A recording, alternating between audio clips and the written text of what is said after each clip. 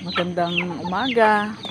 Welcome sa aking channel. Nandito na naman tayo sa ating kulungan ng mga alagang pato at manok. Ayan, kumakain na sila. Patapos na rin sila eh. Sarap tignan pag maliksi sila. Maganado silang kumain. Ayan. Dati dalawa lang mga to eh. Tapos nung nakaraan, dumami sila.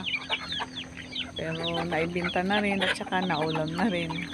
Tsaka may bayawak dito eh. Nakain niya yung isa, tinangay niya eh. Kasi malapit dito sa ano yung mga punong kahoy dyan sa baba.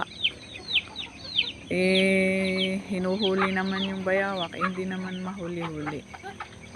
Pero awan ng Diyos, parang matagal na nawala. Sana nawala na nga para hindi naman balik-balikan tong mga alaga natin.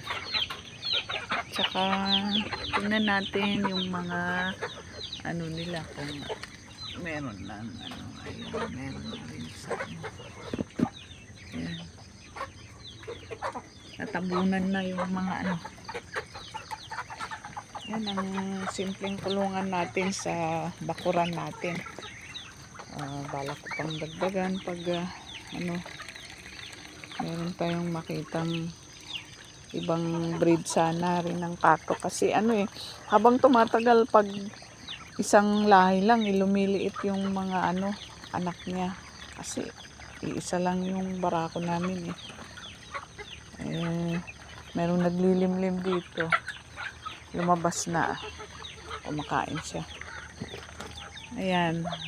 Yan ang simpleng kulungan ng alagang pato at manok sa bakuran. Abangan ang susunod na video. Maraming salamat.